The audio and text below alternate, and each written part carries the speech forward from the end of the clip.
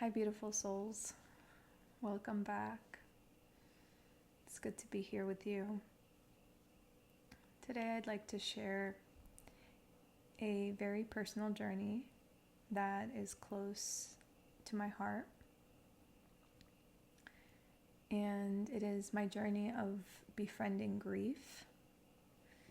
When I learned how to befriend grief, I learned how to befriend myself, how to see myself, feel everything that was coming up within me, and ultimately learn how to be a friend to my own self. For so much of my life, grief felt like this heavy shadow that I was constantly trying to escape from and avoid and push away, and just wanted nothing to do with it. I wanted to get rid of it. It felt like a burden, like this heaviness on my chest every time that got in the way of me living a joyful life. And I kept pushing it away and pushing it away and pushing it down, suppressing it, abandoning it, looking away from it, not facing it. And what I learned is that I was actually doing all of that to myself, because this grief was me. It was a part of me. And what I've learned is that grief isn't my enemy. It's actually one of my deepest teachers and greatest allies, and has always been there. And it's always been there because it has always been trying to teach me something very important. And when I learned to look at grief this way and be curious about it and understand it and why it was there, by learning how to walk with grief, how to bring it with me into my life every day, I finally started to understand what it feels like to have my own back, to truly be on my own side, and ultimately be my own friend. Growing up in a very traditional Kurdish upbringing, grief was everywhere. My family immigrated to the United States as refugees.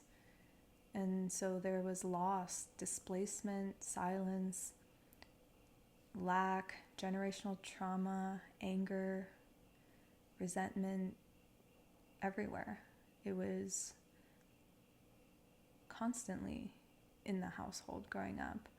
But no one ever really talked about it. No one wanted to share deeply their grief and their pain and anger. Instead, we were taught to hide it, to be strong and to carry on and toughen up and stop crying and be brave and keep looking forward and keep working harder. And so I learned to see grief as something shameful and something that made me weak, instead of something that was inherently empowering, because that is where all of my power was, in my deep feelings, my deep emotions. So for years I fought grief and pain. I numbed it, I silenced it, but every time I pushed it away, it came back even louder and stronger, through my body, through my relationships, through my voice, my behaviors. It felt like I was at war with myself. And I was. There was this constant battle within me. I was never happy with anything or anyone. I wasn't happy with myself. I wasn't happy with my life. I didn't know how to be. I didn't know what happiness was. I didn't even know what grief and pain were. I just knew what I didn't want to feel and what I wanted to feel. So grief, anger, pain, resentment built up and it built up and it built up because I kept suppressing it until one day I was in so much pain that there was nowhere for me to look other than right in the face of grief. Because I surrendered. I put my hands up and I said, I don't know why my life is so painful.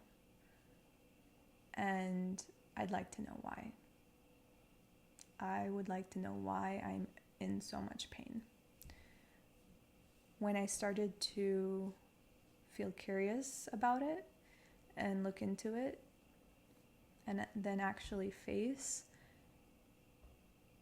those heavier, denser emotions was when I started to have breakthroughs after breakthroughs. And I started speaking to my pain and my grief. I would look in the mirror, physically look in the mirror and just be with whatever came up. And there were a lot of tears.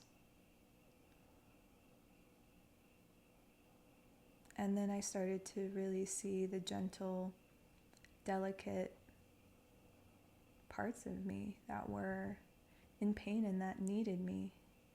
They needed me to be with them, not to run away from them. I learned grief was not here to punish me. Grief was here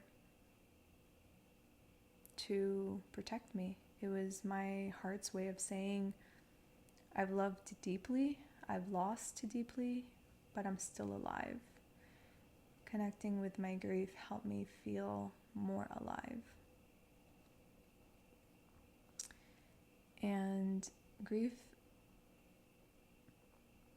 it's the part of me, the parts of me that remembers love and tenderness and the fragility of humanity. So when I started to see grief as a friend and not an enemy, I stopped abandoning myself. I began to show up for myself in the moments that I wanted to run away. I learned to speak to myself in a different way. I would tell myself we're on the same team and we're not here to destroy each other. That I want peace within me, not war.